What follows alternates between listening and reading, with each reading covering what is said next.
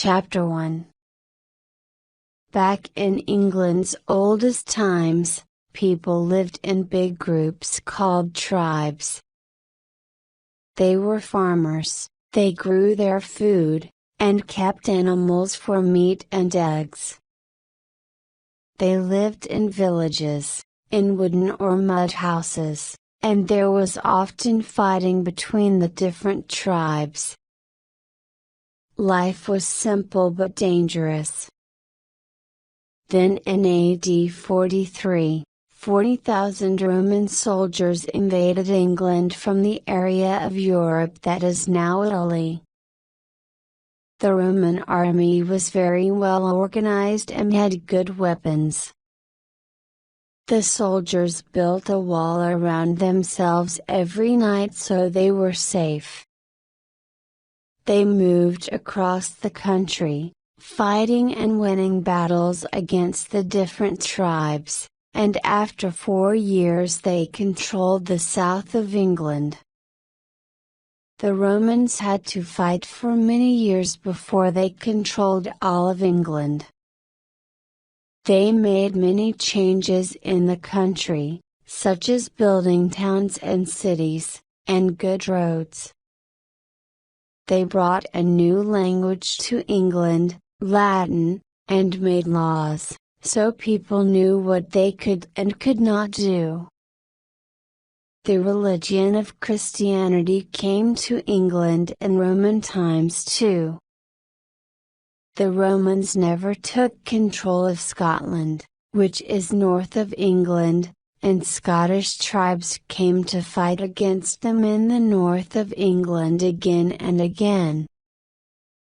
Because of this, in the 2nd century AD, the Romans built a wall to stop the Scottish tribes coming to England. This wall between England and Scotland was 120 kilometers long, and was called Hadrian's Wall. For English people in towns and cities, life in Roman times was good. Towns now had clean water and sewers, pipes taking away dirty water, and there were strong walls around them, so people felt safe. People came to the towns to buy and sell things, and food became more interesting and enjoyable. To relax, people could go to special bathhouses, where they met their friends, kept clean and exercised. But after AD 250, Roman soldiers began to leave England. They had to fight in other parts of the world, and it was too expensive and difficult for them to keep England safe. By AD 411, all the Roman soldiers had left England. Then the Anglo-Saxons, from Germany, the Netherlands and Denmark, began to arrive. The Anglo-Saxons had come to England several times before, but the Romans had always defeated them. Now, with the Romans gone, the English could not win battles against the Anglo-Saxons, and many Anglo-Saxons came to live in England. The Anglo-Saxons did not like the Romans' towns, so they did not use them, and the towns stayed empty. The Anglo-Saxons built their own villages near rivers or the sea and made wooden houses. In their villages, they grew crops, plants they could use for food. They also kept pigs, sheep and cows, and caught fish and other animals.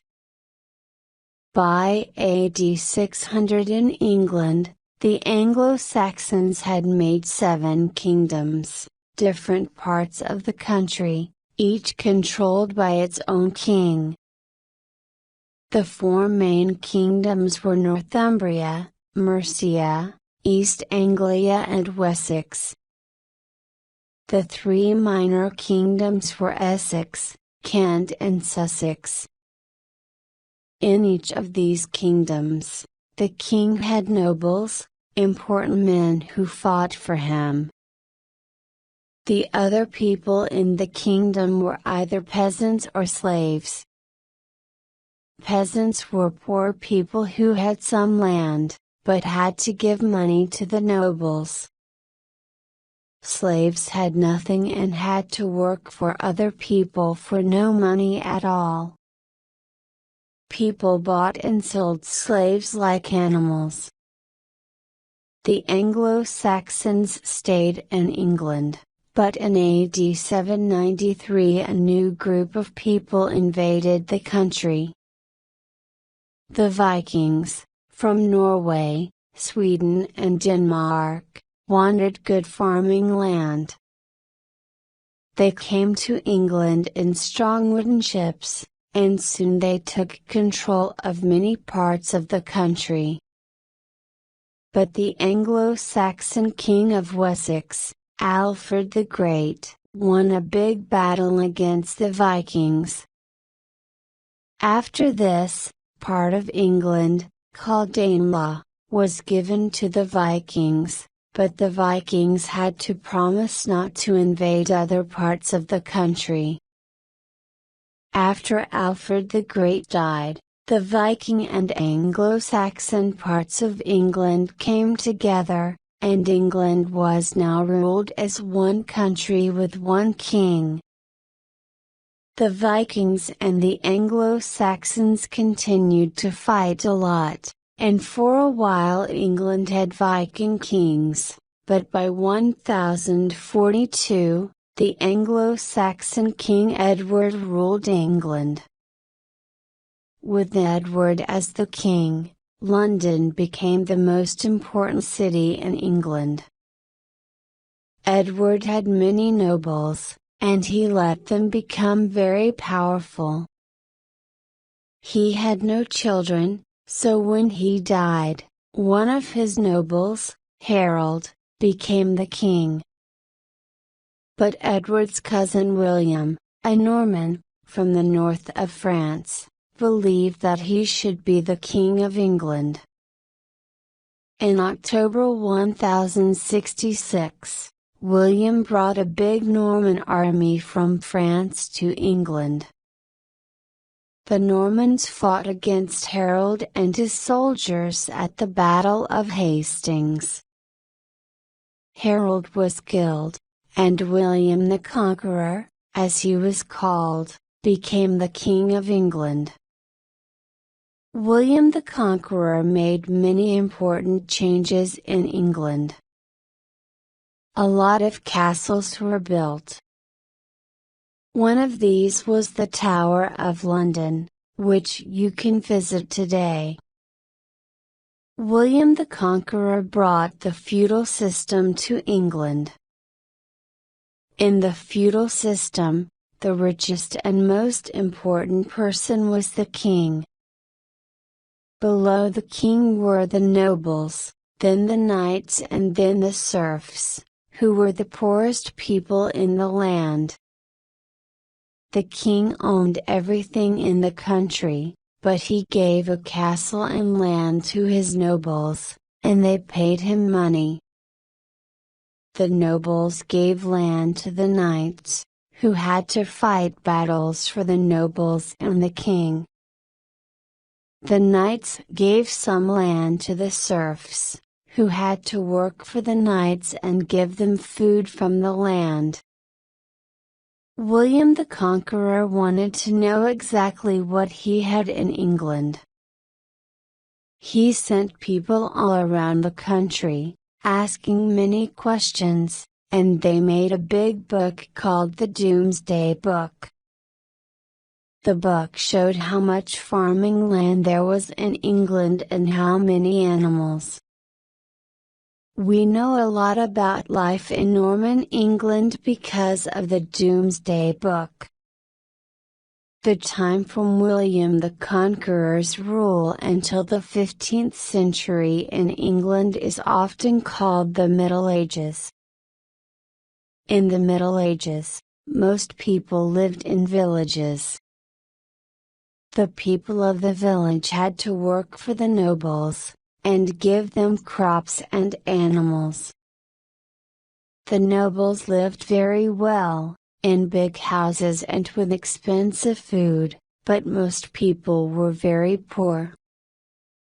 Religion was very important in the Middle Ages, and the Catholic Church became very powerful. From 1095 to 1291, soldiers went to other countries to fight religious battles. There was more fighting in the 14th and 15th centuries, as France and England fought the 100 Years' War, hoping to win land from each other. Many of the battles of the 100 Years' War were fought by knights. As well as fighting battles for nobles and for the king, knights also fought as a sport in competitions called jousting tournaments. Young men who wanted to become knights had to spend many years learning all the things that a knight could do. In 1348, a terrible illness called the Black Death came to England. Only about 4 million people lived in England at that time, but in 2 years, nearly 1.5 million of them died. From 1455–1485, there were terrible battles between people who wanted the kings of the country to be from different families, and many more people died. Finally, in 1485, Henry Tudor became the first Tudor king of England, King Henry VII. Some of the Tudor kings and queens are now very famous in England's history. Henry VIII, who became the king in 1509, lived some of the time at the Tower of London, but he had other beautiful palaces in and around London, including the Palace of Westminster and Hampton Court. He and the people around him lived very well. They wore the best clothes and ate wonderful food, and at the palaces there was always dancing, sport, poetry and music. Henry enjoyed life, and he drank and ate too much. When he became the king, he was a sporty, good-looking young man, but later he became so fat he could not walk. England was a Catholic country, but Henry VIII wanted England to leave the Catholic Church, so he started a new church. It was a Protestant church, a Christian church, but for people who believe in a different kind of Christianity, called the Church of England, and he controlled it. Anyone who disagreed with the new church was executed, killed for their crime. When Henry VIII was ruling England, more than 70,000 people were killed because of crimes, or because they disagreed with the king about religion or other important things. 6 years after Henry VIII died, his oldest daughter Mary, the daughter he had with his first wife, Catherine of Aragon, became Queen Mary I of England. She was a Catholic and wanted England to be a Catholic country again, but many people had left the Catholic Church and had become Protestants. Mary executed hundreds of Protestants who refused to become Catholic again. But in 1558, Mary died, and her half-sister Elizabeth, the daughter Henry had with his second wife Anne Boleyn, became the queen. Queen Elizabeth I was a Protestant, but she did not make Catholics follow her religion, and she soon became one of the best loved of England's kings and queens. The second half of the 16th century, which was known as the Elizabethan period, was a very important time for English literature. Many people liked to go to the theater, and William Shakespeare wrote a lot of plays and poetry at this time. Ships also began to travel to other parts of the world. Sir Walter Raleigh sailed to America, and Sir Francis Drake became the first Englishman to sail around the world. But life in England was also very difficult for many people in the Elizabethan period. There was less work in farming now, and a lot of people were very poor. There was a lot of crime, but no police, and when people were caught for crimes, they were often executed. After Queen Elizabeth I died in 1603, kings and queens called the Stuarts came to power in England. The Stuarts were from Scotland, and for the first time, they ruled both England and Scotland. The second of the Stuart kings was Charles I. He argued with Parliament because he spent a lot of money fighting wars in Europe, and in 1642, he started a civil war. For 7 years, the king's men and Parliament's men fought against each other, and thousands died. But with Oliver Cromwell as leader, Parliament's army became very strong and fought very well, and in 1649, they won the war. Charles I was executed, and for 11 years England had no king or queen. The country was ruled by Cromwell and Parliament.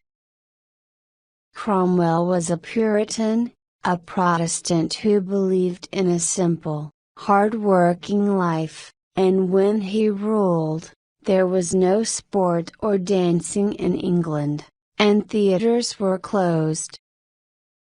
When Cromwell died, England was ready to have a king again, and the Stuarts came to power once more.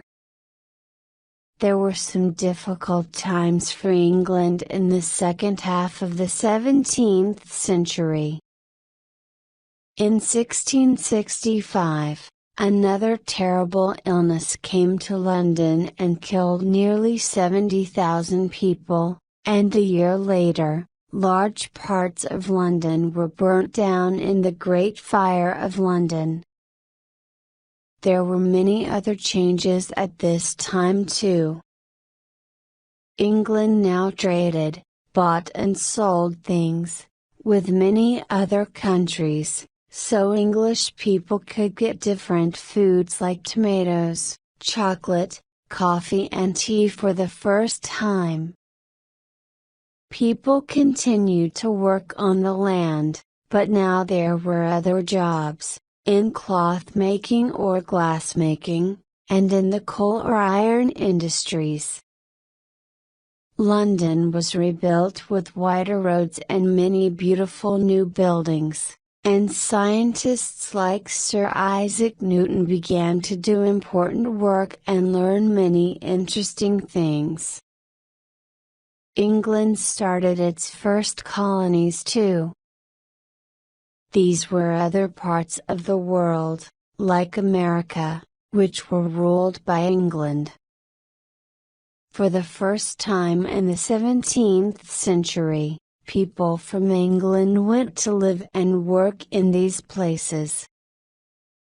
There was one more important change as England entered the 18th century. In 1707, The Act of Union brought England, Wales and Scotland together with one parliament as Great Britain. The 18th and early 19th centuries were called the Georgian period because Britain's kings were George I, II, III and IV. But during this time, kings became much less powerful, and Parliament really began to rule the country. An industrial revolution began in Britain too. Machines were built, and they were used in many different industries. People could now make many things very quickly, and because of this towns began to grow. In 1783, Britain lost the American War of Independence, so America was no longer ruled by Britain and became independent. Britain did not have its old American colonies anymore, but it now found new ones. In that same year, France gave its colonies in Canada to Britain, and by the end of the 18th century, Britain had won many battles in India, which soon became an important part of the British Empire. This was a great time for exploration, traveling to different places to find new things. The famous sailor Captain Cook visited many new lands and was the first European to go to Australia and New Zealand. In 1801, Ireland and Britain came together as the United Kingdom, UK, with one parliament. Today, Northern Ireland is the only part of Ireland which belongs to the UK. The ruler of this new UK, from 1837 until 1901, was Queen Victoria. Victoria ruled for longer than any other English or British king or queen, and she was much loved by many of her people. In the Victorian period, the British Empire became bigger and more important, and the Industrial Revolution continued. The country was growing, but at first this made life difficult for many people. More and more factories were built in the UK, and factory work was very hard and very dangerous. Towns got bigger and bigger, but people put their rubbish and dirty water in the streets, so there was a lot of illness. But soon important new changes started to happen. Towns became cleaner, and in 1880, all children aged 5 then began to go to school. People had electric lights and telephones for the first time, and because the railways grew, they could now travel around the country easily. By 1901, when Queen Victoria died, the modern United Kingdom was arriving. Chapter 2. England in the modern UK. In the early 1900s, the UK was one of the most powerful countries in the world, with a big empire. The Industrial Revolution was changing many people's lives, and steamships and cars were widely used for the first time. Rich people lived very well, with beautiful houses and servants, but poor people had few clothes and little to eat, and their children were often ill. Life was difficult for women in the UK at this time too. People expected women to stay at home with their families, and they could not get well-paid jobs. It was very difficult for women to go to university, and they could not vote. In 1903, A group of women called the Suffragettes, led by Emmeline Pankhurst, organized meetings and marches, asking for Parliament to give women the vote. In 1914, the UK and its allies, France and Russia, went to war with Germany and Austria-Hungary. Many young men chose to fight.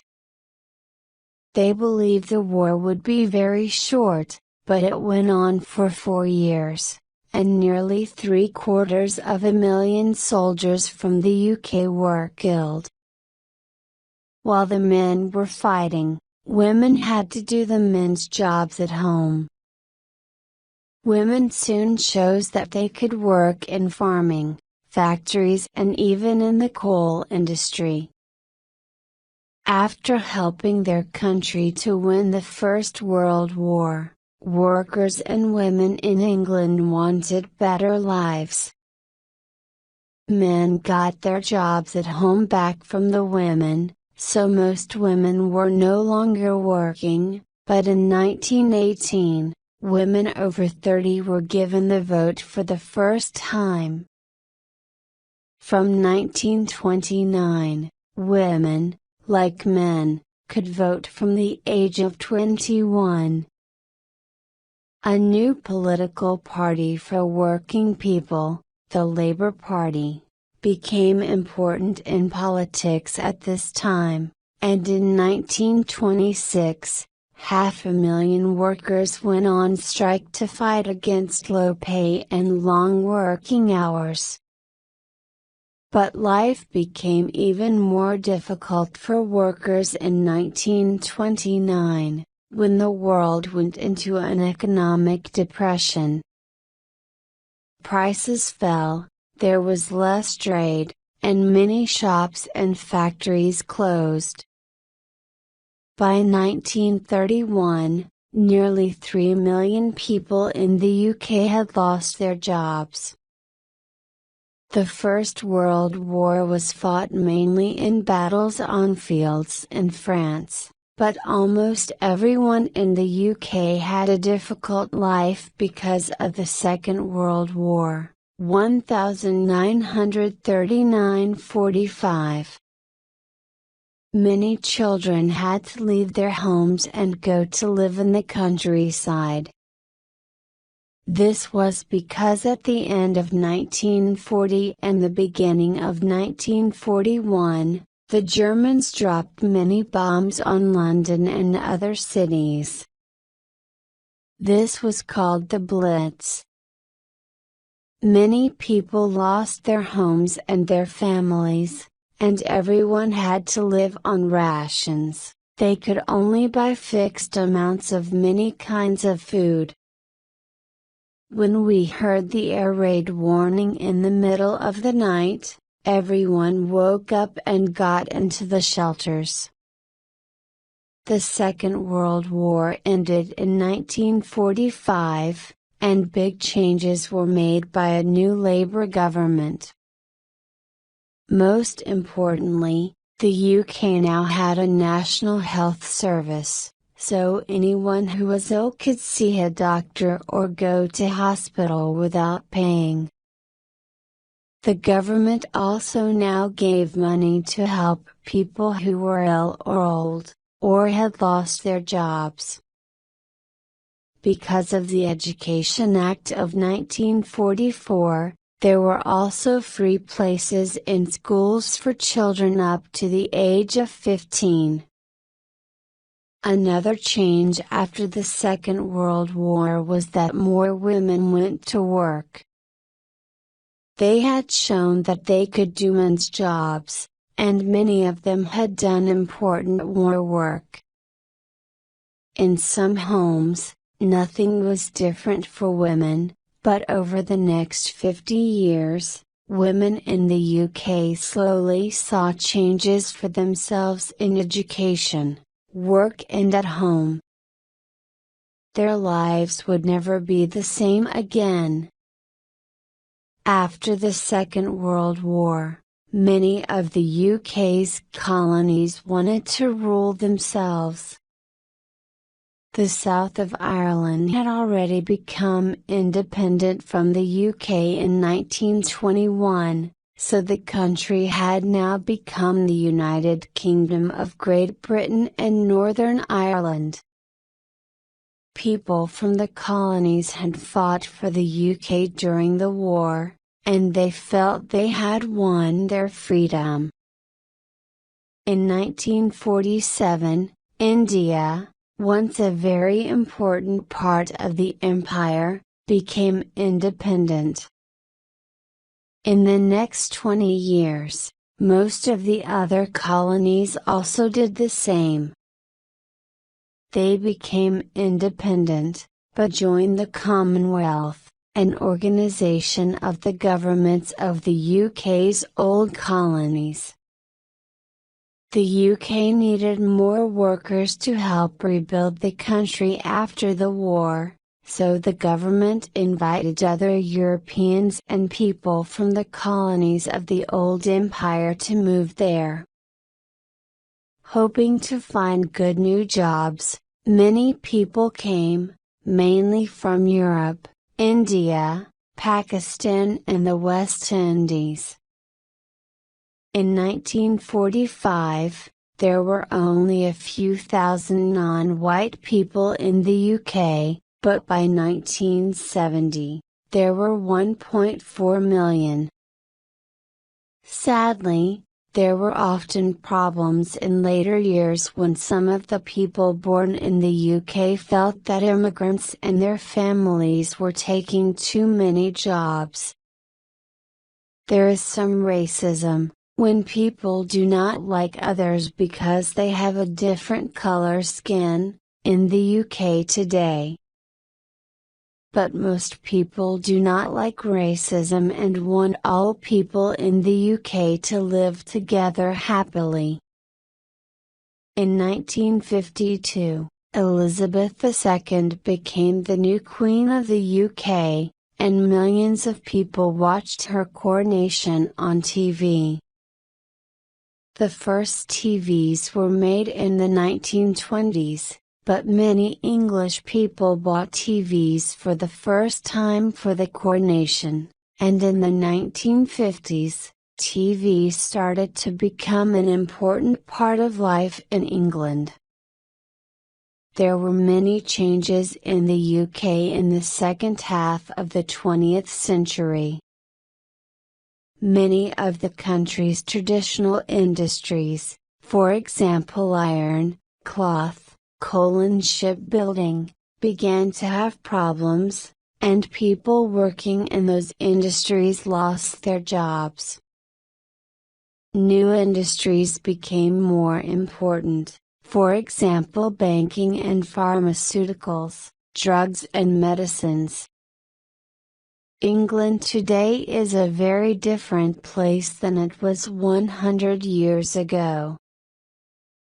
Today, England is one of the most multicultural countries in the world, and many people from the West Indies, Africa, India, China, Southeast Asia and Eastern Europe live here. More than 250 different languages are spoken in London. Probably because of this, there are also many religions in England. England is a Christian country, but different religions are freely followed, and there are many Hindu, Jewish, Muslim, Sikh and Buddhist people here. Society has changed in England too.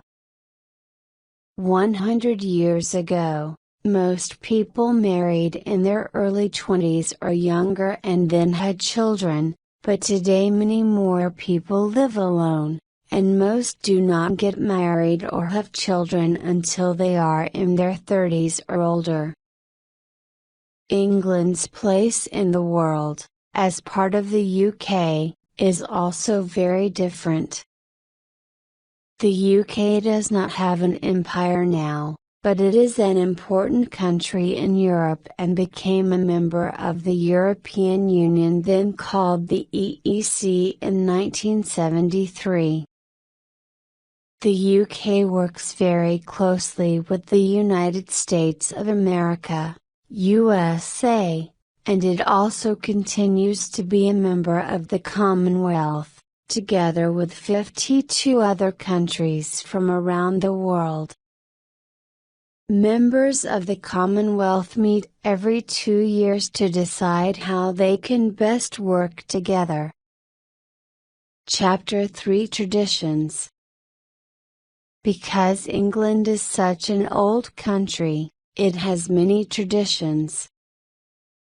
Some of these have come from important or interesting moments in history. Some have come from other parts of the world. Others have come from England's many kings or queens, or from its long religious history. There are special days and festivals throughout the year in England, but only a few are bank holidays, days when people do not have to work. Christmas is one of the most important religious festivals in England. Christmas Day, 25th December, and the next day, Boxing Day, are always bank holidays, and most people spend this time with family or friends.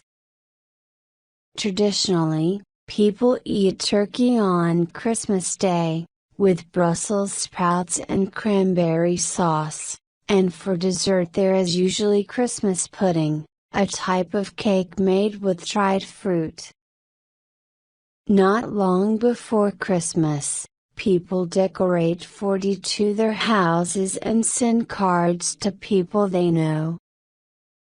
On Christmas Day, there are presents from friends and family, and, for the children, from Father Christmas, or Santa Claus. Children believe that Father Christmas brings the presents on 24th December, Christmas Eve, and leaves them to be opened on the morning of Christmas Day. New Year's Eve is also important in England. Many people go to the Houses of Parliament in London to hear Big Ben, the bell inside the big clock tower, strike midnight, and to see the wonderful fireworks near the River Thames. Other people meet up with friends and family, and make New Year's resolutions. They decide what things they will do, or not do, in the next year. On Valentine's Day, 14th February, people give cards or presents to the people they love, but April Fool's Day, on 1st April, is a very different kind of celebration. On that day, people play jokes on their friends and family, and call them an April Fool. People think April Fool's Day started because, before 1562, 1st April was the first day of the year. In 1562, this was changed, so 1st January became the first day of the year. But many people were slow to remember the change, so they were laughed at for celebrating New Year's Day on 1st April. There is often special food for festivals in England. Shrove Tuesday, in February, comes the day before the start of Lent, the 40 days before Easter. In the past, people stopped eating the most important foods, butter, eggs and flour, during Lent. So on Shrove Tuesday, they made pancakes with these foods, and ate butter, eggs and flour for the last time. People continue to eat pancakes today, and there are many pancake races around the country. People have to run, throwing pancakes up and down in a frying pan.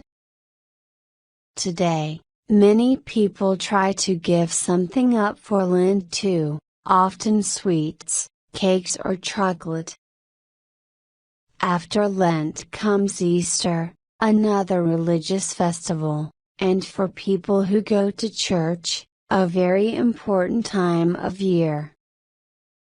Easter comes in the spring, and many people give each other Easter eggs and Easter bunnies, little rabbits, made from chocolate. For children, there are often Easter egg hunts, when little eggs are hidden in the house or garden. People also eat hot cross buns at Easter, warm sweet bread with dried fruit inside and a cross on top.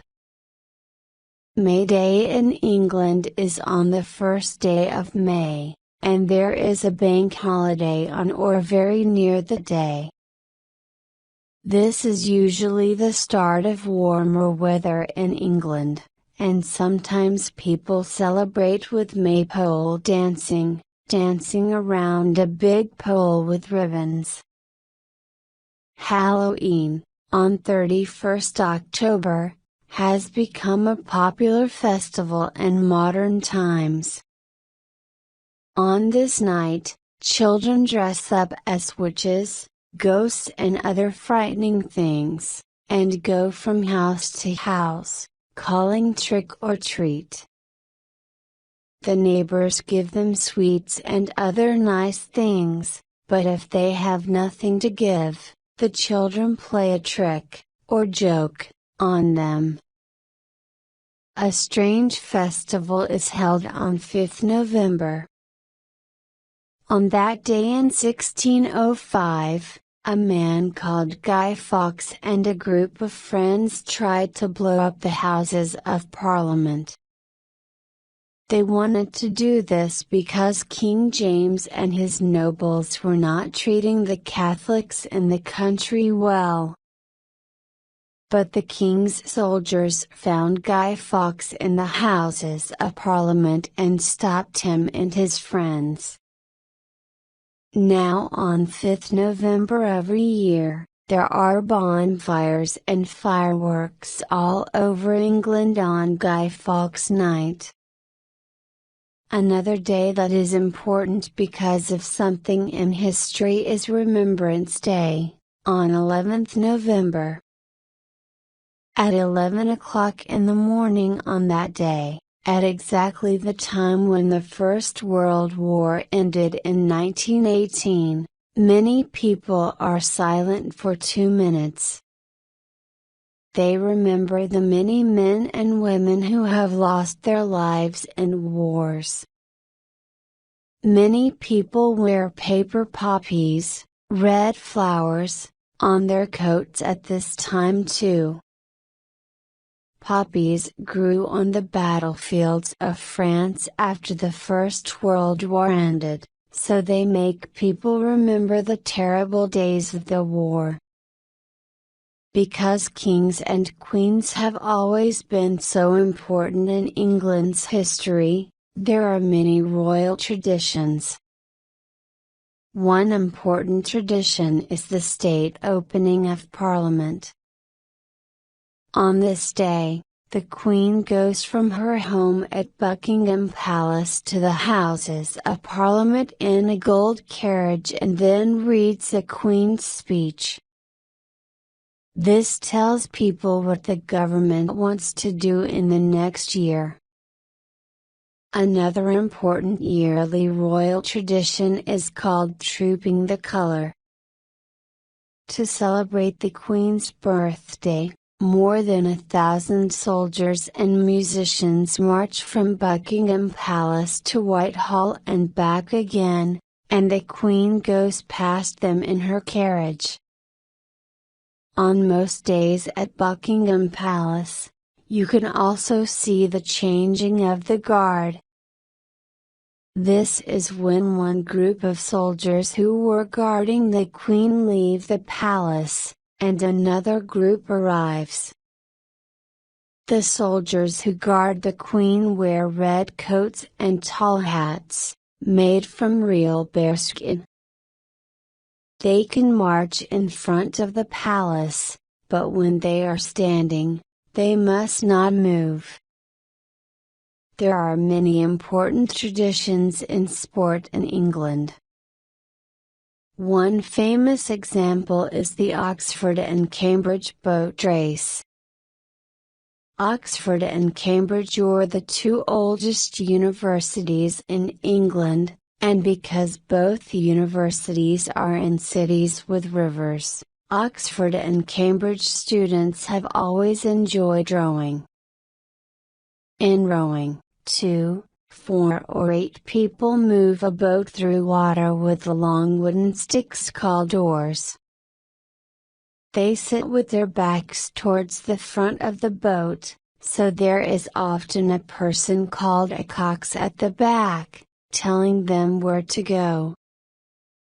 In 1829, students from Oxford and Cambridge decided to have a rowing race, and since then there has been a race on the Thames every year in spring. The Oxford and Cambridge boat race, Oxford in dark blue, Cambridge in light blue. What is traditional English food and drink? Fish and chips are probably England's most famous dish.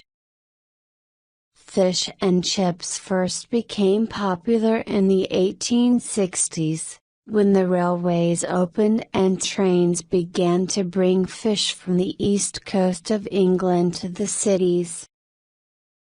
Fish and chips are usually eaten as takeaway food, food that is not eaten in a cafe or restaurant, with the fish wrapped in paper, and the chips covered in salt and vinegar. Today, Indian and Chinese takeaways are just as popular as fish and chips. England is also famous for its breakfasts. Very few people eat a full English breakfast every day, but you can usually get one in hotels or cafes. The English breakfast is toast, eggs and sausages, often with tomatoes, beans, hash browns, potato cakes, and mushrooms too. Bangers, sausages, and mash, a mixture of potatoes with butter and milk, is another traditional dish in England. The sausages are often called bangers because in times of war, when food was rationed, there was usually a lot of water in the sausages. When they were fried, they often blew up. The traditional Sunday lunch is a roast dinner, with roast beef, roast potatoes and Yorkshire pudding, a cooked mixture of eggs, flour and milk. However, many English people now eat fewer traditional dishes, and English people now eat lots of different kinds of food from all around the world. But some traditional English food continues to be very popular. English farmers make wonderful cheeses like Red Leicester, Cheddar and Stilton, and at farmers' markets all around the country people can buy fantastic meat, fish, fruit, vegetables and bread. Tea, of course, is one of the most important drinks in England, and in cafes and at home many people like to have afternoon tea, which is tea with cakes and sandwiches. English people also like to go to the pub to have a drink and perhaps to eat. These are places where people come together to talk, play games, or watch football or rugby matches. In different areas of England there are some very strange traditions. At many fairs, you can see Morris dancing, people in costumes dancing to music with sticks, swords and handkerchiefs. In the Lake District, people have a gurning competition every year. Gurning is trying to make a very strange face, for example by lifting the bottom of your mouth up above the top of it. And in a village near Gloucester there is a cheese rolling competition, in which people run after a cheese which is moving like a wheel down a very big hill. Chapter 4 Cities and Sights. England has 50 cities and many smaller towns, and there are lots of things to see and do there. The biggest city, and England's capital, is London. Nearly 8 million people live in London, more than in any other European city. The country's government is there, and for people in many different jobs, London is the most important place to be for work. For visitors, too, London has many of England's most interesting sights and is one of the most important places to visit. London has many areas, which are often very different, even if they are very close. Whitehall and Westminster are the areas where you can see some of London's most famous sights. Here, next to the River Thames, are Big Ben and the Houses of Parliament. At one time, England's kings and queens lived in these buildings, and they were called the Palace of Westminster, but today Parliament meets here. Near the Houses of Parliament is Downing Street, where the UK's Prime Minister, the leader, lives, and where the government meets. Also near here is Westminster Abbey, a large and very important church where England's kings and queens have had their coronations since the time of William the Conqueror. Following the Thames to the north, and then towards the east from Whitehall and Westminster, you come to the West End. Here you can find theatres, restaurants, cinemas and clubs. Covent Garden, where there was once a big market, is now a great place to go shopping, or to have a coffee and watch the street entertainers, actors, musicians, dancers and others who do small shows outside.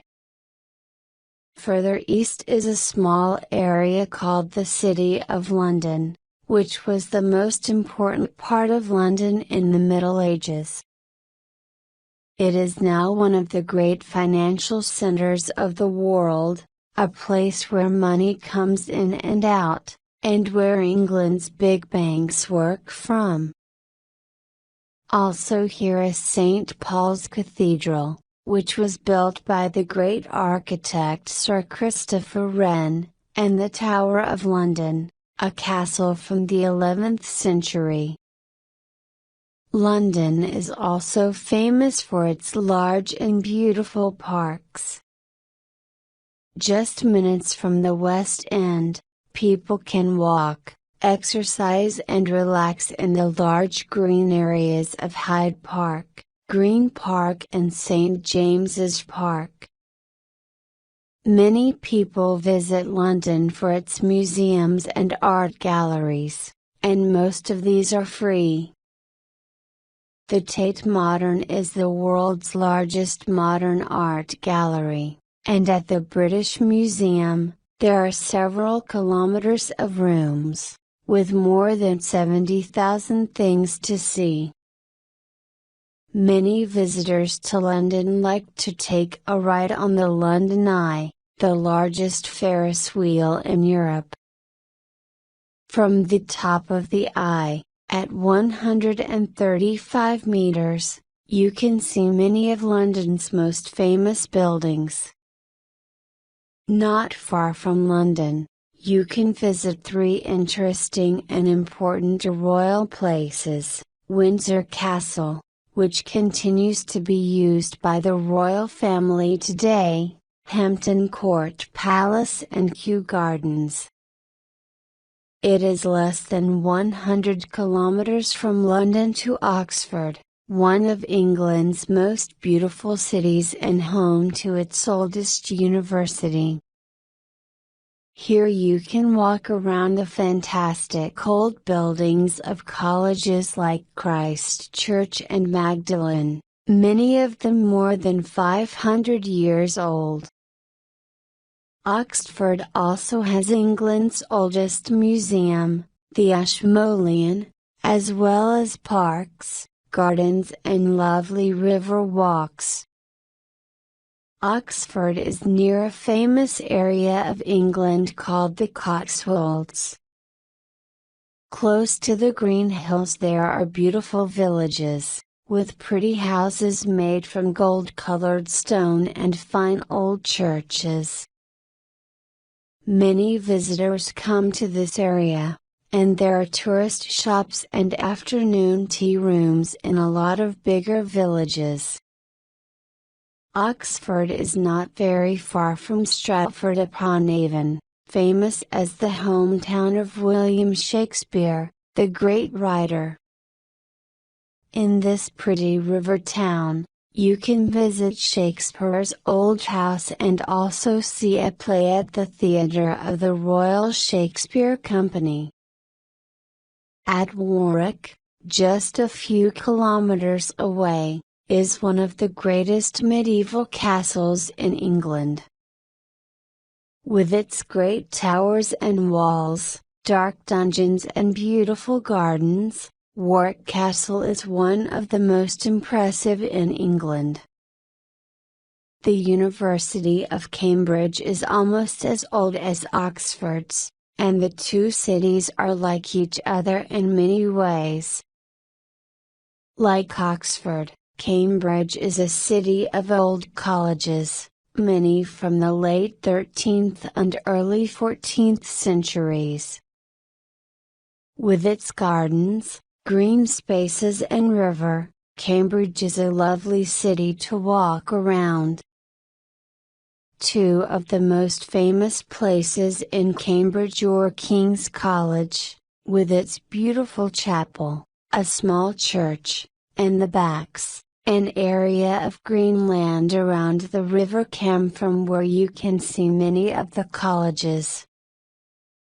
Moving north, England's second biggest city is Birmingham, which was an important center during the Industrial Revolution. Today, Birmingham is a very multicultural city and is home to the National Exhibition Centre, NEC, where many big shows and events are held. Many people come to Birmingham to visit its big, modern shopping center, the Bullring, but few tourists spend a lot of time here. Further north of Birmingham, Stoke-on-Trent has been famous since the 17th century for its pottery industry, the industry of making objects such as cups, plates and bowls. Here you can visit the pottery factories and buy pottery cheaply from the factory shops. York is one of the most interesting cities of the north of England.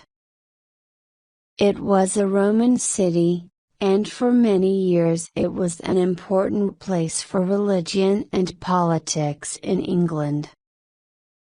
During medieval times, the Middle Ages, there was a strong wool trade in York, and because of this, many other traders came to live here. The city feels very medieval even today, with its narrow streets and old walls. Many tourists come to visit the city and to see York Minster, the city's old cathedral, a large and important church, with its beautiful windows. York was an important city when the railways were first built in England, and now it is home to the National Railway Museum. 25 kilometers from York is Castle Howard, one of the best of England's stately homes, big country houses. Stately homes were built for the most important families of England, who normally had homes in London too. These homes were places where the king or queen could visit and where important people could have meetings about politics or government. Two very exciting cities in the north of England are Liverpool and Manchester. Liverpool, which is on the sea, became important in the 18th century because of trade with America. Many emigrants from the West Indies, China and Ireland arrived in Liverpool when they came to England, so Liverpool was one of England's first multicultural cities. But by the 1970s and 1980s, ships were no longer coming to Liverpool. The city's old buildings stayed empty, and it became very poor. Since 2004, a lot of money has been spent in Liverpool, and Albert Dock, where ships used to arrive, is now an exciting new area with restaurants, museums, shops and art galleries. Liverpool was home to the Beatles, and many people come here to do Beatles tours and to visit the clubs where the famous band played or see the homes where John, Paul, George and Ringo lived. In Liverpool, you can also see some wonderful art at the Walker Art Gallery or Tate Liverpool, visit the two cathedrals, or take a boat across the River Mersey and look back at the famous sights of this great city. Just 50 kilometers east of Liverpool is another big city, Manchester. Manchester has some of the most exciting modern buildings in England. Its cafes, clubs and nightlife make it one of the best cities in the country for many young people. But like Liverpool, Manchester had a difficult time in the second half of the 20th century. Once the most important city in the world for cotton, Manchester's old industries were coming to an end by the 1950s, and many people lost their jobs. But new industries began to grow, and at the start of the 21st century, parts of the city were rebuilt, making Manchester an exciting city once more. Blackpool is very different from Liverpool and Manchester. With its long beaches, hotels and piers, Blackpool is a popular holiday town. Here you can eat fish and chips, go to amusement arcades and see the colored lights on Blackpool Tower. Some of the most interesting sights of England are in the far north of the country. Durham Cathedral, almost 900 years old, is here, and also the Angel of the North, the biggest sculpture in England. The sculpture, of an angel with very wide wings, was built on an old coal mine by Anthony Gormley, the same artist who made Another Place, see the fact box opposite. He wanted people to remember that for 200 years, Mining was one of the biggest industries in this area. People pass the Angel of the North as they drive to Newcastle upon Tyne. Like Manchester and Liverpool, Newcastle is another industrial city that now has museums, art galleries and an exciting nightlife. Near Newcastle is the end of Hadrian's Wall, parts of which can be seen very clearly. Today, the border with Scotland is further north than it was when the Romans built Hadrian's Wall. Just a few kilometers from today's border is another interesting site, Holy Island, or Lindisfarne. You cannot get to the island at high tide, when the sea comes in closest to the land, but at other times you can walk or drive across to it and see the castle that was built here in the 16th century. Back in the south of England, and west of London, there are more sights and interesting cities to see. Bath, so called because of its famous Roman baths, is a lovely little city. The old Roman baths are some of the best kept in Europe, and in the 18th century, many rich and important people came here to take the waters. Big, fine houses were built for them, and so Bath has many Georgian streets and buildings, with pretty parks too.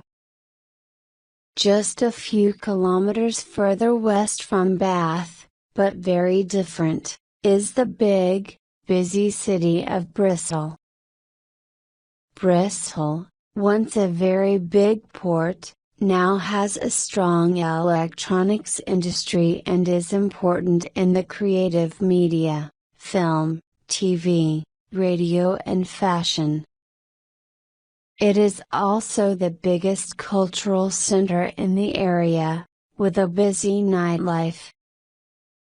As in many other cities in England, the old docks, the area where the ships used to come in, have now been changed into an area for restaurants, shops and museums. One of the most famous sights of Bristol is the Clifton Suspension Bridge, which was made by the great engineer Isambard Kingdom Brunei. Many visitors to Bristol make the short journey south to Glastonbury. Here you can visit Glastonbury Abbey, which was built in the 7th century. Glastonbury is also famous for the music festival held there most years in June. It is the biggest music festival in the country. Stonehenge, east of Glastonbury, is one of the wonders of the world. The big stone circles here were made between 3000 BC and 1600 BC, they are as old as Egypt's pyramids. One of the most interesting things about Stonehenge is that some of the stones are very heavy, up to 40 tons, but they came from hundreds of kilometers away, in Wales. People believe they were probably brought and pulled to Stonehenge in simple boats. But no one is sure how they got to Stonehenge.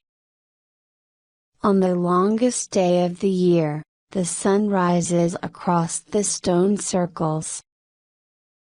Because of this, many people think the circles were perhaps some kind of ancient calendar. In the county of Cornwall, in the far southwest of England, you can visit the Eden Project. Here you can see plants and trees from many different places, and the largest non-wild rainforest in the world. Brighton, on the south coast, became an important town in the mid-18th century, when people began to enjoy swimming in the sea. The Prince of Wales, later King George IV, started to come to Brighton in the 1780s, and in 1815, the Royal Pavilion was built for him. The Royal Pavilion, which has a strange mixture of Indian and Chinese building styles, is one of the most interesting buildings in Brighton today. Like Bath, Brighton has some beautiful Georgian buildings, but it is a fun town too. Here you can walk on the pier, beside the sea, or through the lanes, narrow streets that were once part of the old fishing village of Brighton, and which are now busy with shops and restaurants. Northeast of Brighton, on the road to Dover, Canterbury is a place full of history. It was an important Roman town, and in AD 602, the first cathedral in England was built here. The cathedral was rebuilt in 1070 and continues to be very important today. The Archbishop of Canterbury is the head of the Church of England. As you can see, there are lots of exciting places to visit in England. Chapter 5: Nature and the Environment. England has some exciting and beautiful cities, and many interesting sights. But for a lot of people, the best thing about England is its countryside. Mostly, England is a place of green hills, but it also has lakes, rivers, a long coastline that is very different in different parts of the country and, in the north, mountains. Because there are so many different kinds of environments in England, there is a lot of wildlife too. Around the coast you can see seals, sharks, dolphins and otters, and rabbits, foxes, squirrels and deer are just some of the animals that move around the countryside freely. Nearly 230 different kinds of birds live in England, and another 200 visit for part of the year. There are also many different kinds of trees, plants and wildflowers growing in the English countryside. The weather in England is temperate, almost never very, very hot, or very, very cold, with lots of rain all year. It is usually warmest between June and September, but the weather in any month can be very different from year to year. England has 10 national parks, beautiful areas of countryside whereas the special laws keep the land and the wildlife safe. The biggest of these is the Lake District, in the northwest of England. The Lake District has the highest mountains in the country, with 16 big lakes lying below them. With its beautiful scenery, the Lake District is not surprisingly a very popular place for tourists. Most visitors come to walk in the mountains, to go on boats on the lakes and to enjoy the area's pretty stone-built villages. There is also a lot of wildlife in the Lake District, and it is the only place in the country where golden eagles, birds of prey, live.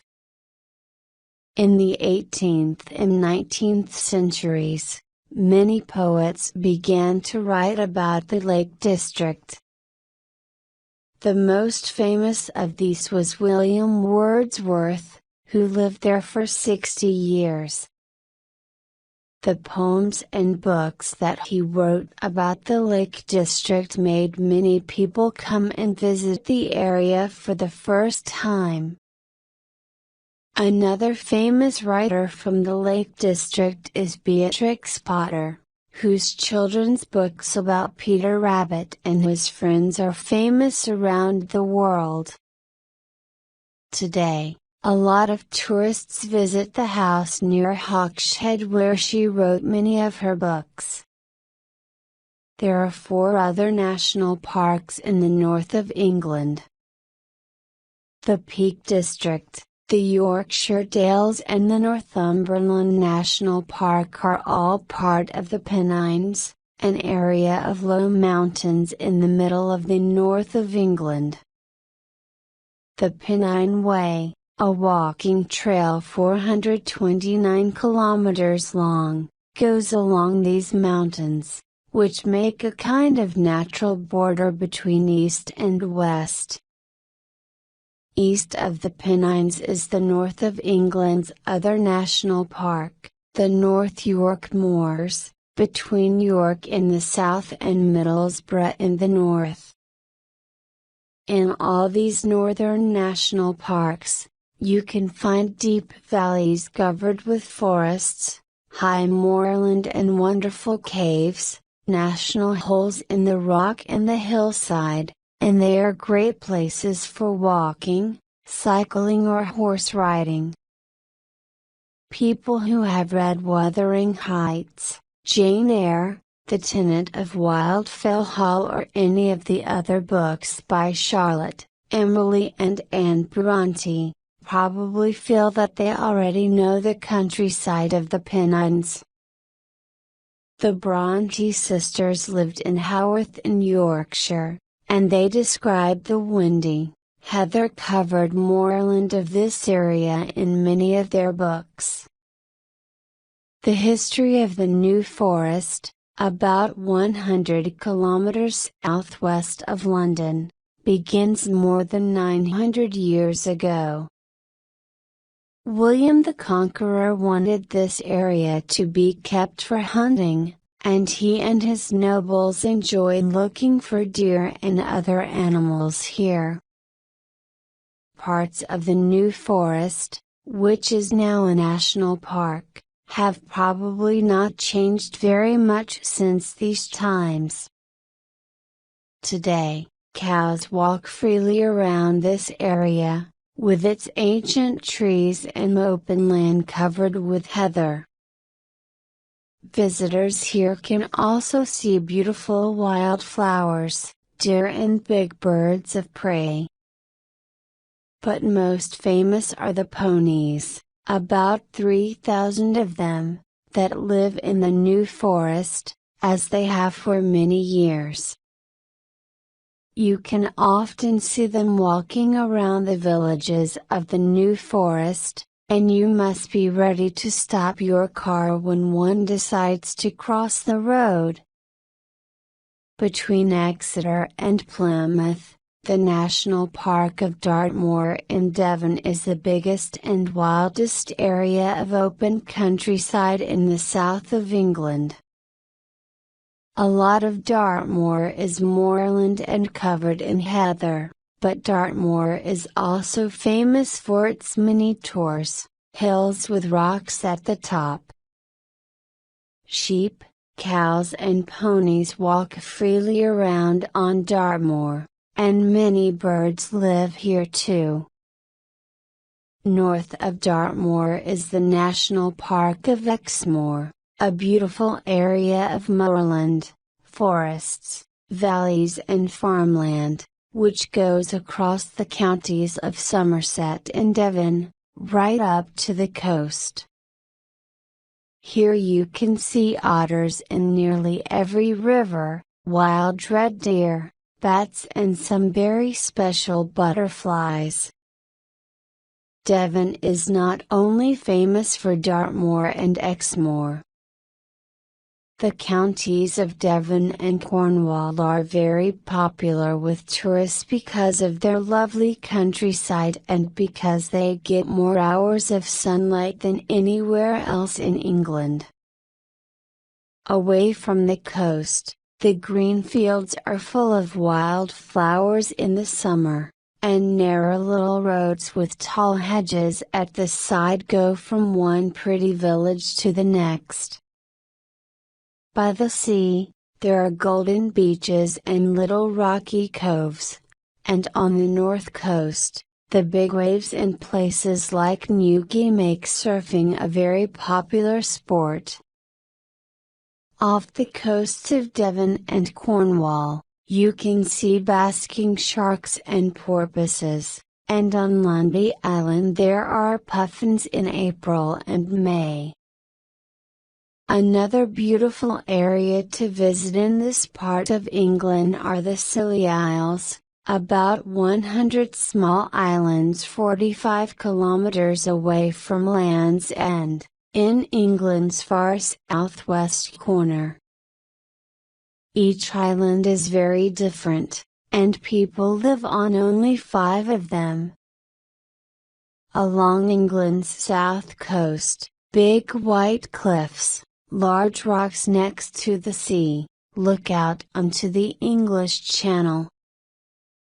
The rocks in the cliffs on part of this coast, which is called the Jurassic Coast and goes from East Devon to Dorset, are 185 million years old.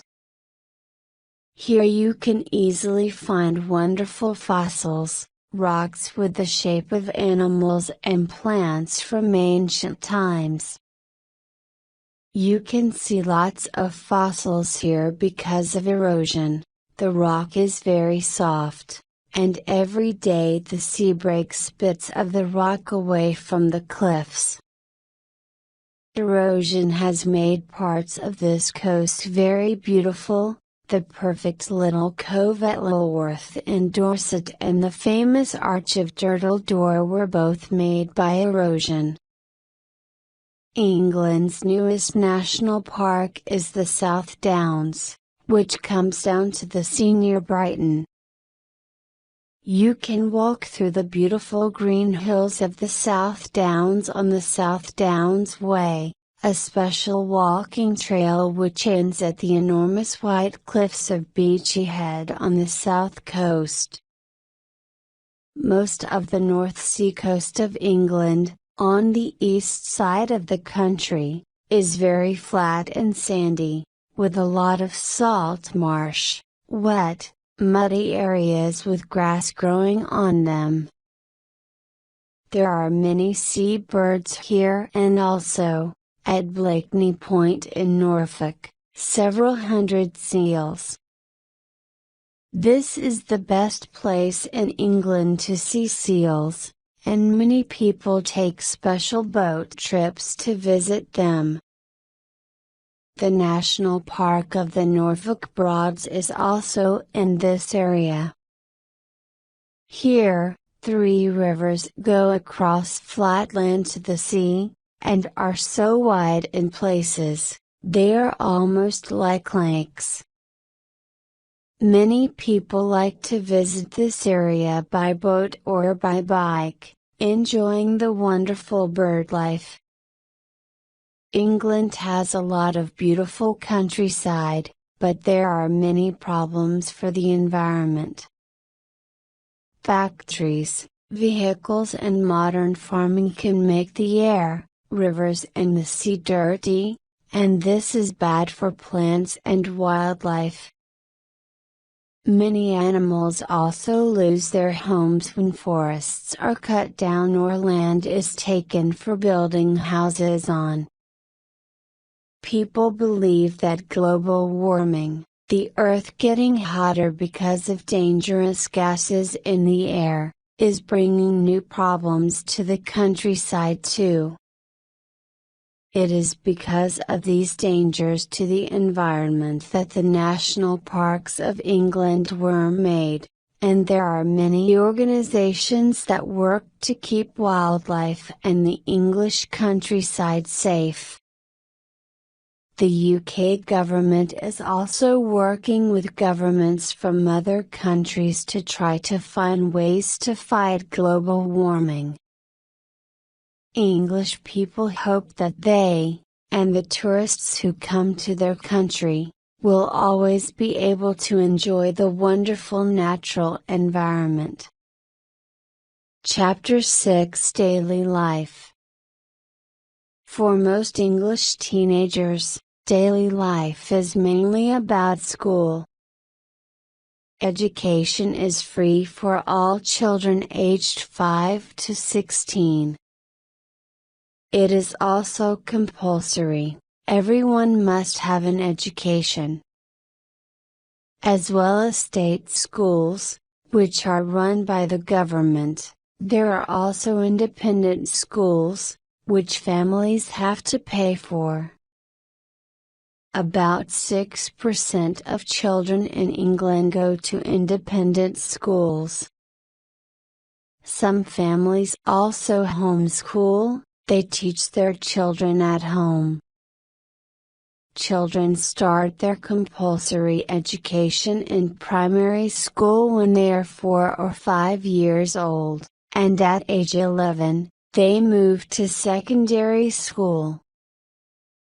The school year is from September to July, with 2-week holidays at Christmas and in the spring, and a longer 6-week holiday in the summer. Between each of these holidays, there is a 1-week break called half term, so the school year has got 3 terms. Most state schools follow the national curriculum, which tells teachers what subjects to teach. At the end of year 11, when students are about 16, they take exams called GCSEs in many different subjects. Some of these subjects, such as maths and English, are compulsory, but students can also choose some subjects.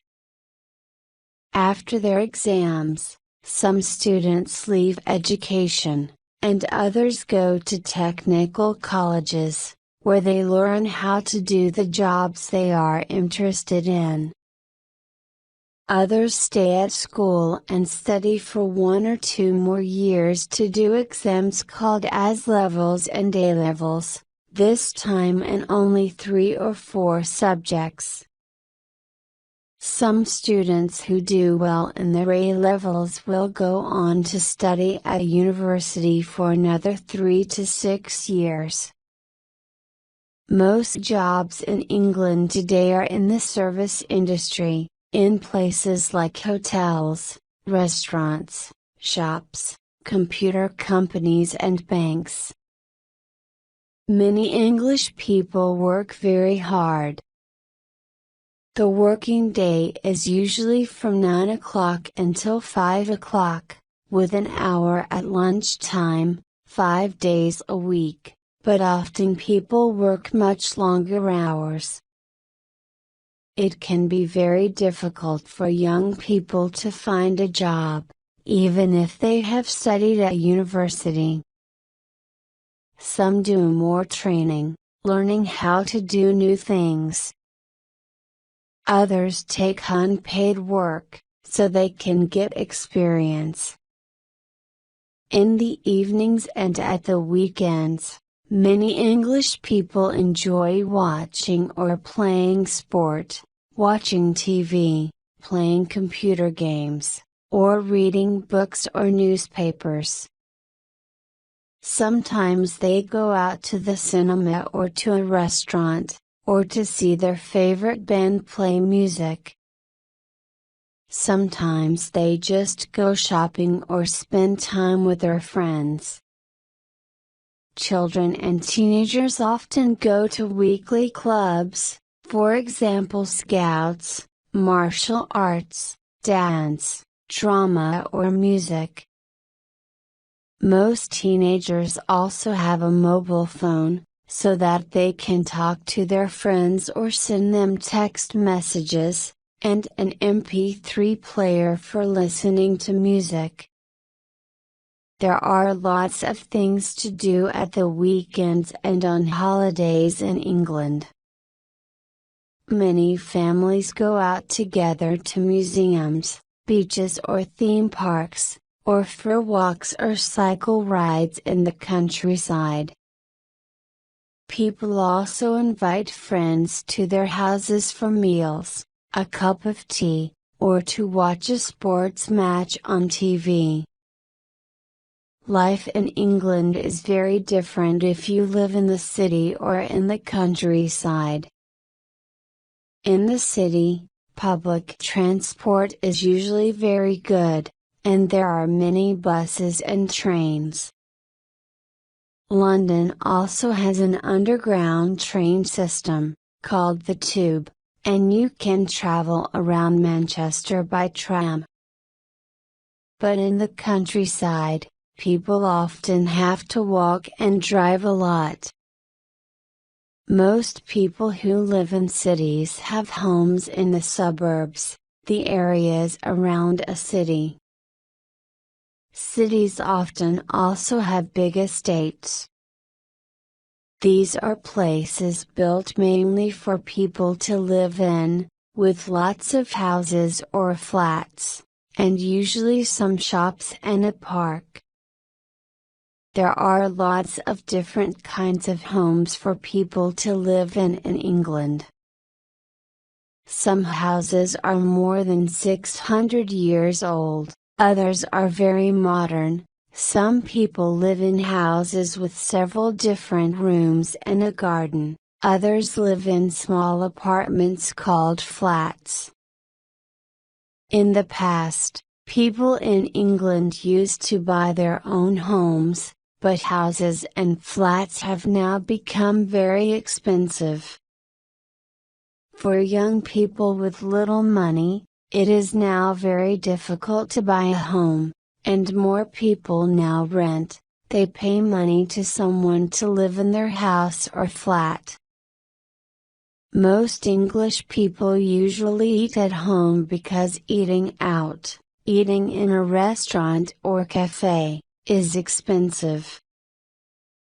Breakfast is often toast or cereal, and while some people have a big meal at midday, others just have a sandwich for lunch and then eat their main meal in the evening. This meal can be called supper, dinner or tea. But for some families, tea is a cup of tea with a biscuit or a piece of cake. Many people now buy their food and all the other shopping they need from big supermarkets, which are on the outside of almost every town and city. These supermarkets are often open all day and in the evening, and some now stay open all night too. Other shops usually open at 9 o'clock and close at 5:30 or 6, with shorter opening hours on Sundays. Life in England is busier than ever today. Travel around any English city at rush hour, when people are going to or from work, and it seems that no one has time for anything but over a morning coffee or the important afternoon cup of tea. Most English people can always find the time to talk about sport or the weather, or think of something to laugh about. Chapter 7 Sports. Sport is very important in England, and people enjoy going to big sports events or watching them on TV and playing sport in their free time. Some of the most popular world sports, football, rugby, cricket, golf and tennis, first started in England, and people from all around the world come here for some of its great sports events. In 2012, the Olympics were held in England, and millions of people from around the world came to London to watch the many different sports of the Olympics and the Paralympics. New sports stadiums were built, including the main Olympic Stadium, a basketball arena and a velopark, for cycling. It was the first time the Olympics had come to England since 1948 and was a very exciting year for the country. The most popular sport in England is football, and there are professional matches every week from August until May. Many thousands of people also play in parks, at local clubs, and at schools or universities. Football has been played in England for hundreds of years, and the best football teams, for example Manchester United, Liverpool, Chelsea and Arsenal, are famous around the world. The most important day in England's football calendar is the Football Association, FA, Cup final day in May at London's Wembley Stadium. Many people believe that England's best ever footballer was Bobby Charlton, who started playing for Manchester United in 1953 and scored 249 goals over the next 20 years. In 1958, Charlton was in an airplane with the Manchester United team when it crashed, killing 8 players. Bobby Charlton was not killed in the crash, and he went on to play in the 1966 World Cup, which England won. It was the first and only time that England has won the World Cup. Cricket was first played in England in the 16th century, and by the 18th century, it had become the country's national sport.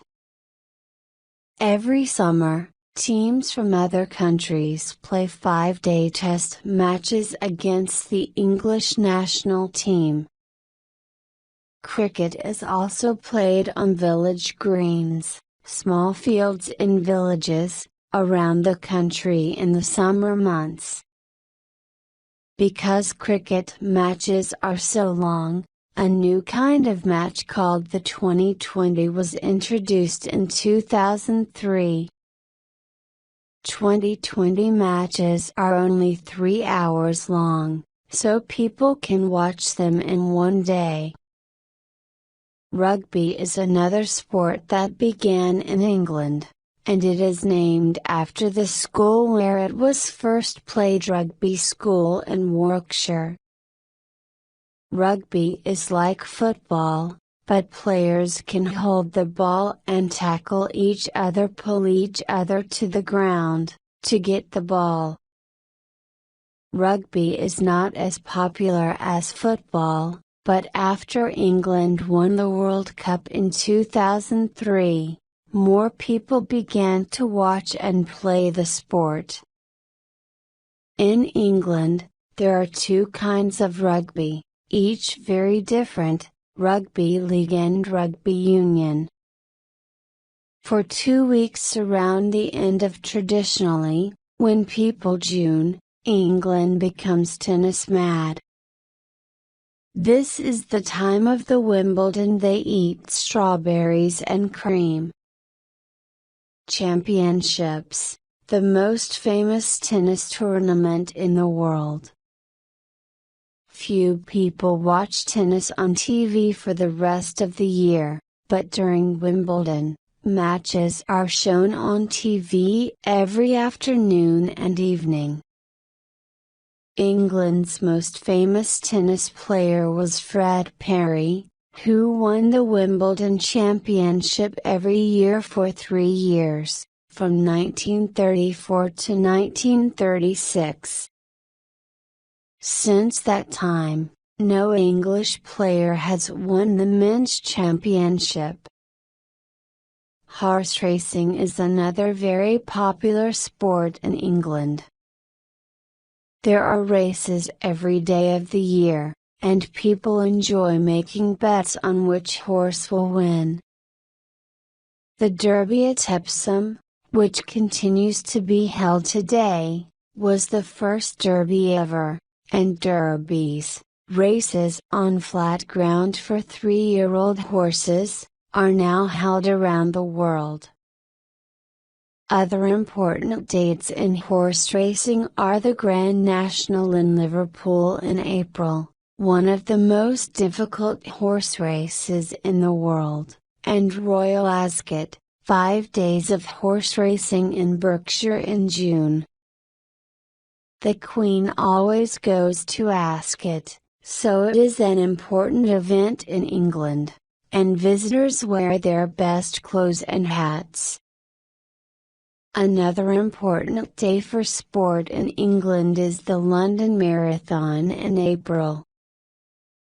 More than 30,000 people run in the London Marathon, which has been held since 1981.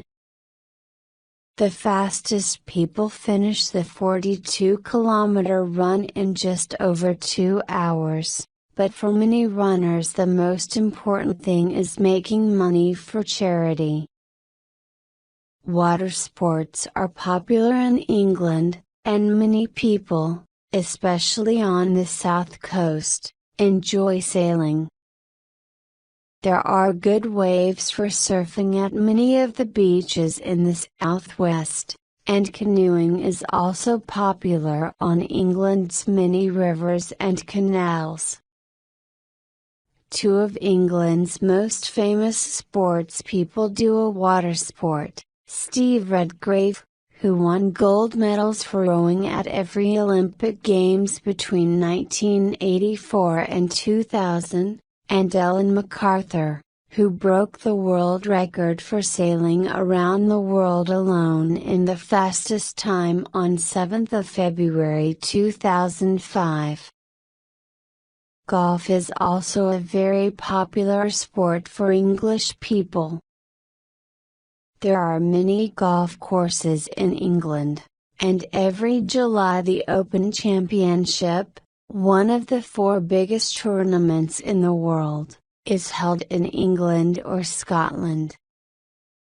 Motor racing is also well liked, and many people go to a course called Silverstone in Northamptonshire every year to watch the British Grand Prix.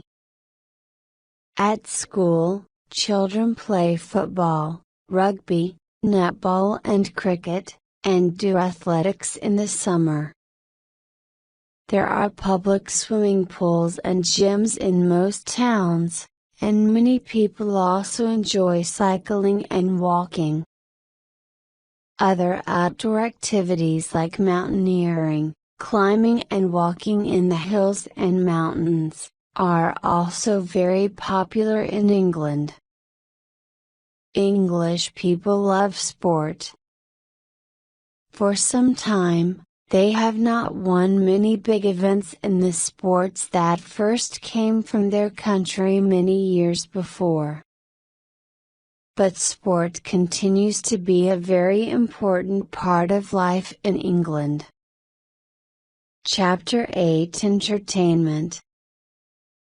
England is famous around the world for its great culture and entertainment. Some of the world's greatest writers, best films, and most famous actors and directors have come from England, and there are several hundred theaters and concert halls showing wonderful plays, music and dance. Literature is a very important part of England's history, and all around the country you can visit the homes of some of the many great English writers. The most famous of these is, of course, William Shakespeare, but many others have written great works of literature too. In the late 17th century, there were some fine poets, for example John Milton, who wrote Paradise Lost. Novels only began to be widely written in the 18th century, and one of the earliest of these was Daniel Defoe's Robinson Crusoe, published in 1719, which continues to be very popular today.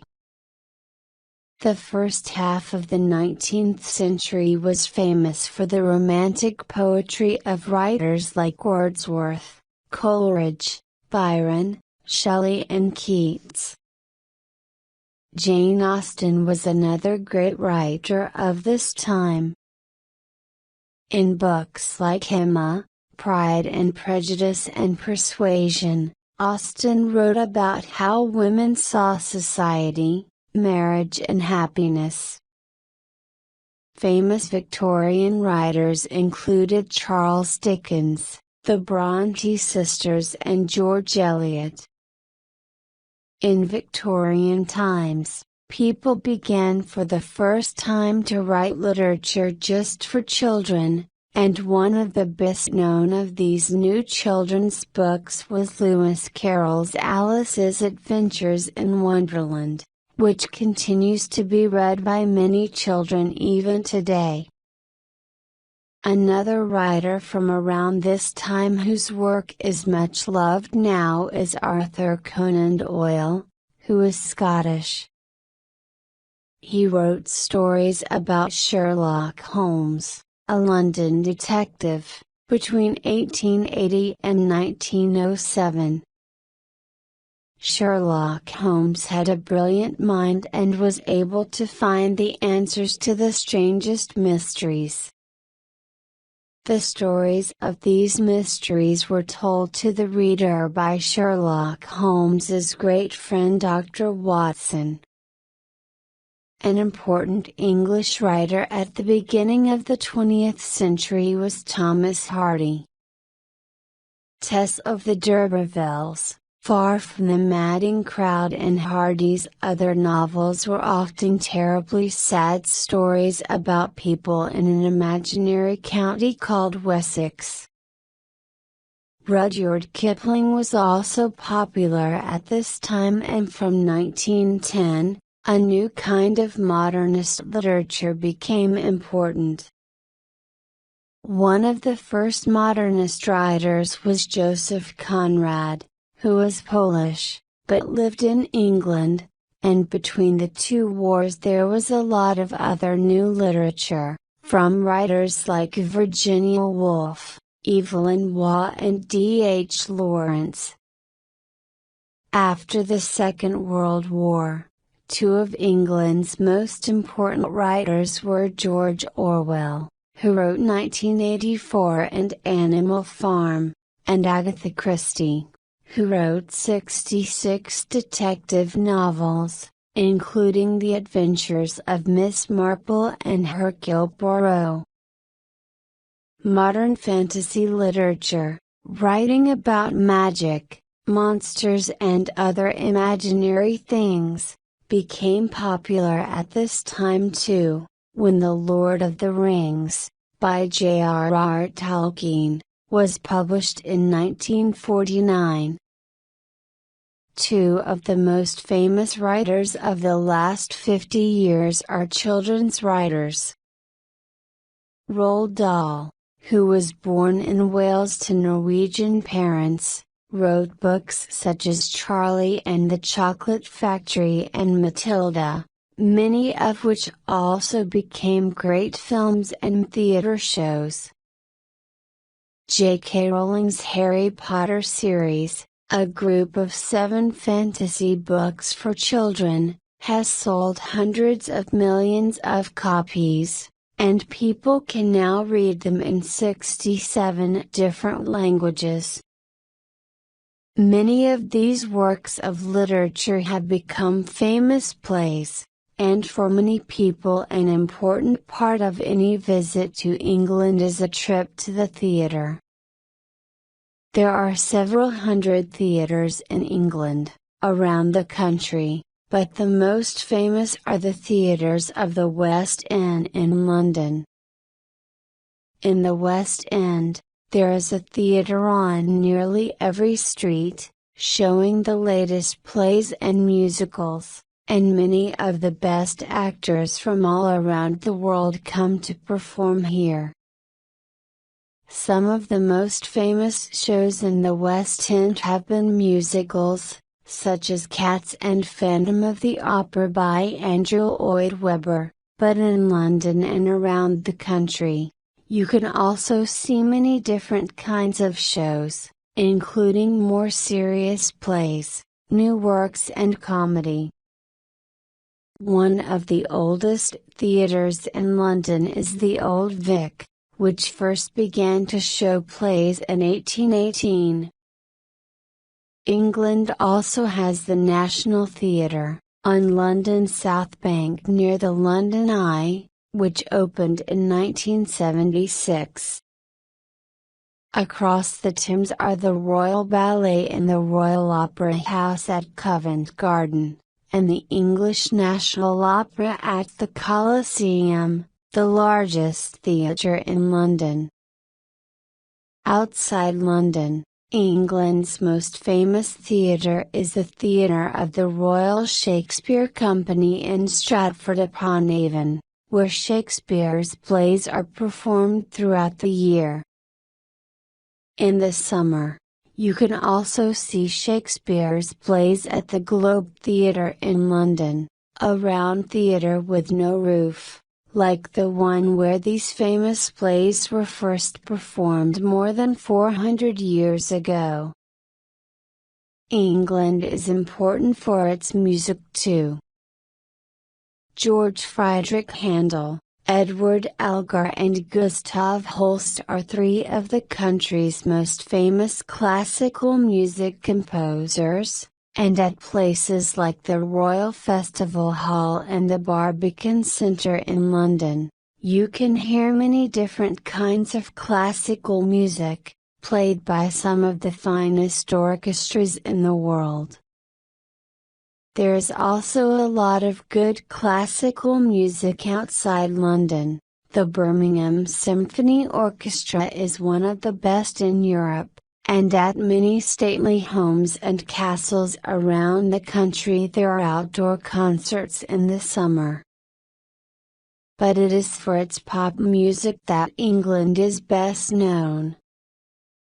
Together with the USA, the UK brought rock and roll to the world in the 1950s, and the Beatles, who became popular in the 1960s, is one of the most famous bands in the world. During the 1960s, the Rolling Stones, Cliff Richard and the Shadows, The Who, The Kinks, The Animals and many other bands became important in England, and they started to become famous in the USA too. For a while, the USA began to follow the UK in music and in fashion. In the 1970s, music changed. First there was glam rock from artists like David Bowie and Elton John, who colored their hair, and wore strange and wonderful clothes and shoes.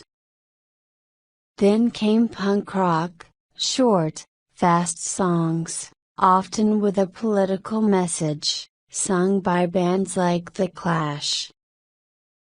In the 1980s, world music, heavy metal, loud, hard music, and indie rock were popular, and England's dance music culture also began.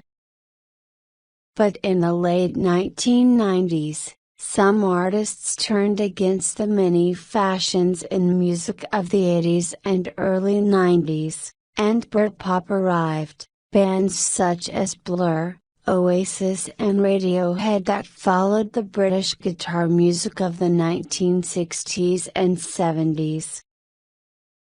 Several of these bands became famous around Europe and in the USA. Today, you can see bands play in clubs in almost every big city, and there are also music festivals around the country where people camp and watch music in big fields. The most famous of these is at Glastonbury. Art lovers can find a lot to enjoy in England too. Two of England's most famous artists were the landscape painters John Constable and J.M.W. Turner, and many of their pictures can be seen at the Tate Britain Gallery in London. London also has the Tate Modern, of course, and there are also great exhibitions at the Royal Academy of Arts, and a lot of Western European art at the National Gallery in Trafalgar Square. In the 1990s, a group of artists called the Young British Artists, BAS, became very popular in England. One of the most famous BAS was Damien Hirst, who made a lot of artworks with dead animals. Some people love his work, and others hate it. Most towns in England have a cinema, and watching films is a very popular activity for English people. England has made some of the world's greatest films, and some of the most famous actors and directors are English.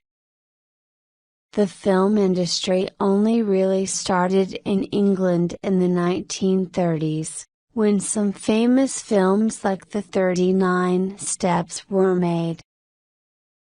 But it was in the 1950s and 1960s that British cinema became really important. At this time, Hammer horror films like The Curse of Frankenstein and Dracula were made, and Ealing comedies like Kind Hearts and Coroners and Whiskey Galore. The first Carry On film was made in 1958, and by 1992, there were 31. The Carry On films were comedies that made jokes about English life. They were not thought of as important films, but were loved by many English people. The James Bond films were another series that became very famous in England. The stories were adventures about James Bond, a Secret Service agent, someone who worked secretly for the government, looking for enemies of the country. The first Bond film, Dr. No, was made in 1962, and the films became famous for their music, Bond's cars and clever equipment, and for James Bond himself, a character played by several different actors. A famous English actor of the 1960s was Julie Andrews, who appeared in two famous musical films, The Sound of Music and Mary Poppins. But many people believe that the greatest actor of the 20th century was Laurence Olivier. Olivier, who worked in theater and film from the 1920s until the 1980s, made nearly 60 films, including Rebecca and Wuthering Heights. Also very famous, but as a director not an actor, was Alfred Hitchcock. He made many great mystery films in England and in Hollywood, where he later went to live. From the 1990s, romantic comedies like Four Weddings and a Funeral and Notting Hill were made, and the Merchant Ivory films of classic novels like Howard's End. Since then, some of England's most successful films have been Love Actually, Slumdog Millionaire and the Harry Potter series. But England's most popular kind of entertainment is television. Public television first began in England in 1936, and the British Broadcasting Corporation, the BBC, is the world's oldest and largest broadcaster today. There are 5 main channels in England, and there are also hundreds more channels on cable and satellite TV. There are hundreds of radio stations too. On English TV, there are many different kinds of programmers, but some of the most popular ones are sitcoms, situation comedies, comedies about people in their home or where they work. One of the most famous of these was Fawlty Towers, with the actor John Cleese. Many people also enjoy soap operas, dramas which continue from one program to the next, for example EastEnders, Coronation Street, Emmerdale and Hollyoaks. Another very popular drama series in England in the 1990s was Inspector Morse, about a detective in Oxford. Many people also enjoy reality programs about ordinary people's lives.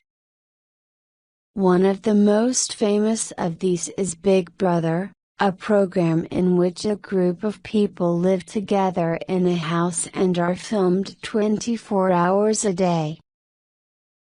Some of the Big Brother programs have been watched by up to 6 million people in the UK. England has great music, art, history and literature, but sometimes people are most interested in day-to-day life. Chapter 9 English Heroes. Who are England's heroes? The important people who will never be forgotten. One of the greatest must be William Shakespeare, who wrote many beautiful poems and about 37 plays, including A Midsummer Night's Dream, Romeo and Juliet, Hamlet and Macbeth. The people in his plays always seem very real, and he wrote about their feelings and problems in words that continue to sound new and interesting today. Another hero of England from the world of literature is Charles Dickens. Dickens wrote some of the best novels of Victorian times, including Oliver Twist, David Copperfield, Bleak House and Little Dorrit.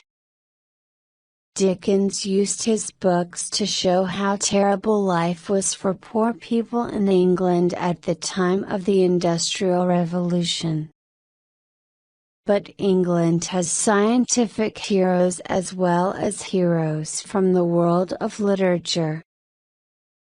One of the greatest of these was Sir Isaac Newton. Born in Lincolnshire in 1643, Newton studied at the University of Cambridge. He was able to understand and explain many things about the world around us for the first time, and his book Mathematical Principles of Natural Philosophy was very important in the history of science. Newton helped people to understand about light and color, and he was also the first person to explain gravity, the force that pulls things towards the ground. Charles Darwin also did scientific work in England. He was born into a rich family, and in 1831 he left England to travel around the world. Darwin studied the animals and plants that he saw on his trip, and was interested in the differences between them. When he came home, he began to work on a new idea, the theory of evolution. This was the idea that only the strongest animals and plants lived and reproduced, had babies or grew seeds. And so, Darwin believed, each kind of animal and plant was slowly changing. In 1859, Darwin published his ideas in the book on the origin of species. One very real hero of England was Horatio Nelson, who was leader of the Royal Navy from 1794 to 1805. Nelson, who lost one eye and one arm in battle, was a great leader, and with him, Britain won many battles against France during the Napoleonic Wars. At the Battle of Trafalgar, Nelson helped to stop the French from invading Britain, but he was then killed. A very large statue of him stands 46 meters high in Trafalgar Square and is one of London's best-loved sights. Two other important English seamen were Sir Francis Drake and Captain Cook. Sir Francis Drake helped to lead England against the Spanish Armada in 1588, and Captain Cook was the first European to reach the east coast of Australia, in 1770. Winston Churchill, Prime Minister from 1940 until 1945, was another English hero for many people during World War II. Churchill was a strong leader, and many people believe that the speeches and radio broadcasts he made during the war helped the UK to win the war. He was Prime Minister again from 1951 to 1955. And when he died in 1965, the Queen gave him a state funeral, a special funeral that is normally only for kings and queens. Another famous politician was Margaret Thatcher. Thatcher was Prime Minister from 1979 to 1990, longer than any other person in the 20th century. And she was also the first woman Prime Minister of the UK. One of England's most famous heroes is not actually real. Stories about Robin Hood have been popular since the Middle Ages, and in modern times many films, plays and TV programs have been made about him. In these old stories, Robin Hood is a great fighter and an outlaw, someone who does not follow the law. Living in Sherwood Forest at a time when the King of England is a dishonest man, he takes money from the rich to give it to the poor. Florence Nightingale was famous for helping people too, but she was a real person.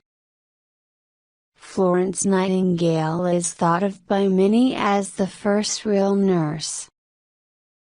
In 1854, during the Crimean War, she went to work in a hospital for soldiers. She thought that it was dirty and badly organized, so she quickly started to make important changes. Because of her, the hospital became cleaner, the soldiers were given good food and taken care of better, and soon fewer people were dying. When she came back to England, Florence Nightingale started the first proper nursing school at St. Thomas Hospital. England also has heroes of the stage and screen. One of the first of these was Charlie Chaplin, a comedy actor and director who was famous for his many silent films in the years before films with sound were made. Chaplin's best-known character was the Tramp, a funny little man with a hat, a mustache and a stick. Before the end of the First World War, Chaplin was the most famous film actor in the world. But probably the greatest stage heroes of England are the Beatles. John Lennon, Paul McCartney, George Harrison and Ringo Starr had their first hit, Love Me Do, in 1962, and by 1964, they had become famous around the world. There was international Beatlemania. People screamed and shouted when the band came on stage, and the world watched everything they did. The Beatles were the first English band to become successful in the USA. They made more than 200 songs and are the best-selling band in history. Two more musical heroes of England, famous in a quieter way, are the composers George Friedrich Handel and Sir Edward Elgar. Handel was German, but came to live in London in 1712 and became British in 1727. He is one of the greatest composers in history and is best known for wonderful works like Water Music and The Messiah, written in 1742. Elgar's most famous works are the Enigma Variations, written in 1899, The Dream of Gerontius and the Pomp and Circumstance Marches. What about modern-day English heroes? For many football lovers, David Beckham is a hero. He was captain of the England football team from 2000 until 2006 and, along with his wife Victoria, who was once in the band the Spice Girls, Beckham is a very famous celebrity. Princess Diana is also, for many people, an English hero. Diana was the first wife of Charles, the Prince of Wales, and when they married in 1981, people believed that she would one day be the Queen. But they were not happy together, and in 1996 Charles and Diana ended their marriage.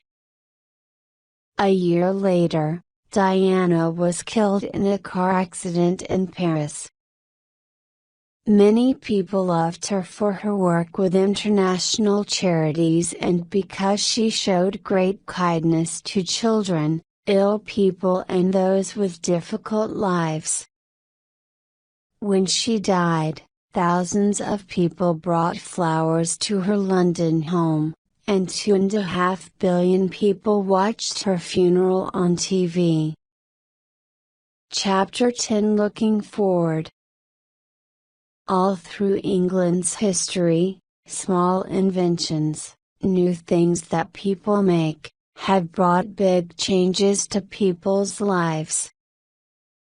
When William Caxton made the first English printing press in 1476, the country changed in many ways. Now people could get more books, more cheaply, and so they could get information about lots of different things. Because of this, information also became more standardized. It was written down in the same way each time, which was important in areas like science. The printing press changed the English language too. At that time, people in different parts of the country used very different words, but William Caxton only printed books in standardized English. The spinning jenny, invented in 1764 by James Hargreaves, brought more important changes to England. With the spinning jenny, people working in their homes in England could spin cotton more quickly and so make much more. Other machines followed, and when steam power was introduced, cloth making became a proper industry.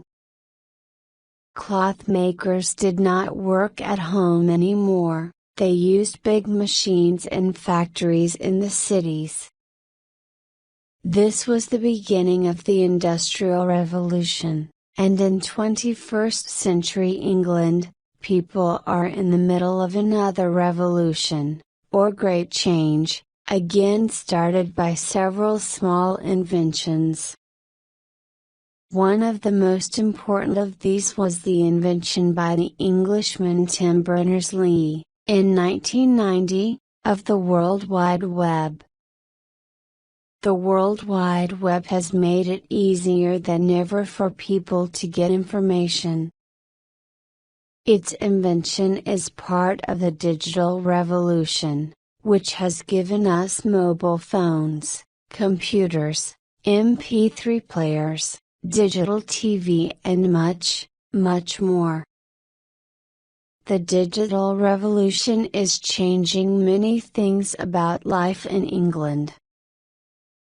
We can now talk on the telephone almost anywhere, send messages quickly around the world and see people who are thousands of kilometers away through our computers. Because of this, people can study or work from home more easily, and work with people in different countries. We can shop and meet people on the internet, read books on our computers and watch hundreds of different TV channels. And the machines we use every day, like radios, washing machines and cameras, are becoming better and cheaper all the time. But the digital revolution is also bringing new problems. Many people feel that modern technology makes life busier and sometimes more difficult. We can work wherever we are now, so for some people there is less time to think or to relax. Is it good for children to play computer games and watch TV so much?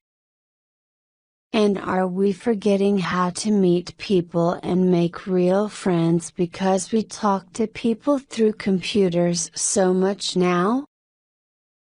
These are all difficult questions for England's future, and there are other questions we are trying to answer now too. For a long time, we have known that there are big environmental problems in the world. Factories, cars, and burning coal, oil or gas for fuel all make our air dirty, giving us global warming. So now we need to find ways to help the environment. Many English homes and companies are already getting their electricity from solar, sun, or wind power, and the government is giving money to people who use these renewable energies, ones that can be used again and again. In the future, we will probably use less and less coal, oil and gas. Many English people have been recycling more and more of their rubbish, and by 2011, they were recycling 40% of their rubbish. In the future, many people also believe that we will use electric cars more and other energy-saving technologies. The digital and environmental revolutions are changing England. England in 2100 will be a very different place to the England we now know. Will England have a king or queen? Will there continue to be big differences between rich and poor people? How many different languages will people speak? And will England have won the Football World Cup again? We cannot know. But we can probably hope that people will continue to watch Shakespeare's plays, climb the mountains of the Lake District and visit the sights of London. And perhaps they will still say that England is a wonderful, exciting place,